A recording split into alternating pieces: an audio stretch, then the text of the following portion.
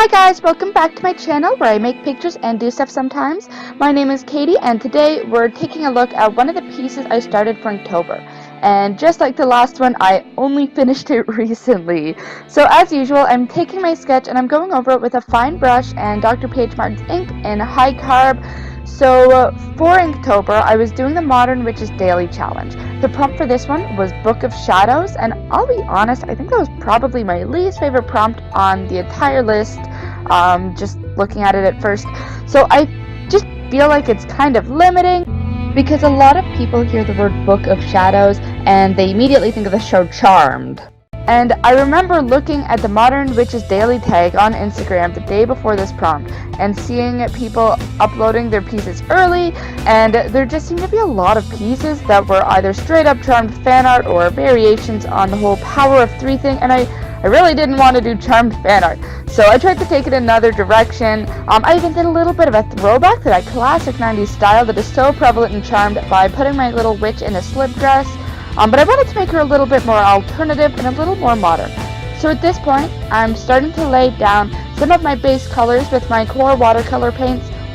I want the dress to have kind of a tie-dye, multi-tonal effect. So as you can see, I am dabbing the paint onto more wet paint. It just kind of gives it a soft gradation. When you're doing a technique like that, you have to work really quickly, just because once the paint dries, it's not nearly as blendable. Even if it's like semi-dry, you're gonna get all these outlines. So to make sure you get that really nice soft color variation like I did, you have to work very, very quickly. The paint has to be very, very wet. Honestly, I never even finished Charmed. I think I stopped somewhere around season 3 or season 4. I just kind of got bored of it. I was a lot more into Buffy as my go-to source for badass demon hunting ladies. Speaking of badass demon hunting ladies, have you guys seen that new Netflix show, Crazy Head? It really seemed like they were trying to do a female version of Supernatural, especially with the way the demons leave the bodies, but I actually liked it a lot more than Supernatural. I just think it's a lot funnier, the characters are more interesting, they don't take themselves so darn seriously, they don't kill every single female character, but that is neither here nor there. The humor is a lot more of an inappropriate style of humor, I will say, but I honestly really enjoyed the show, and I can't wait for the next season. Let me know in the comments if you've seen Crazy Head and what you thought of it. Oh no, you saw what I just did there. I just put wet paint next to wet paint. I'm going to spend the rest of the video trying to clean that. Look at me, I'm doing it again. I'm just going to have to clean that up so many times because it's just bleeding. Please be careful with watercolors, friends. Make sure that your paint is dry before you put other paint right beside it, especially if it's such a light color next to such a vibrant color, because I've got to clean it up again. You have to babysit it until it dries, trying to clean it up, and you're never going to get it completely 100% gone, I guarantee. And while I do love how pigmented these paints are and how bold I can get the colors with very little effort, I actually find that sometimes if I have a dark color, let's say, that is completely dry, like I put down this color yesterday kind of dry, that if I will then put a lighter color down next to it, it sometimes will bleed a tiny bit at the edges.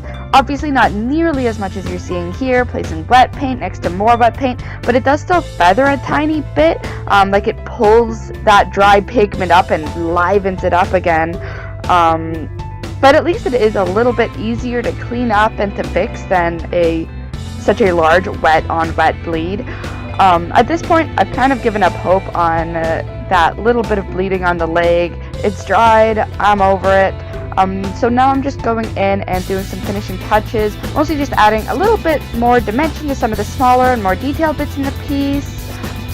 And now I'm just using that same wet on wet dabbing technique that I used earlier on the slip dress to add a bit of spooky, atmospheric, magic kind of stuff. So I started by putting down a very wet layer with a little less pigment in it, and then dabbed more paint onto it while it was still wet to brighten and blend the colors, and just kind of spread it out a little bit more. And just like last time, remember to work very quickly, make sure that paint doesn't dry on you. Finally, I'm just finishing up the piece by going in with a white jelly pen. This one is made by Uni-Ball, and I'm just bringing out some of the highlights. Sometimes I also like to use gouache for this, especially if I want to bring out another color in the highlights, such as yellow if I want warm toned highlights, or blue if I want cool toned highlights. But for smaller pieces like this one, I find a gel pen gets the job done just fine.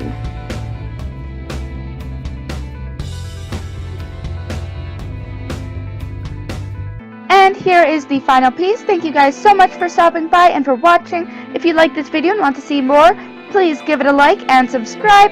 You can see more of my work on my website at KTAddison.com or on my Instagram at KTAddisonDraws.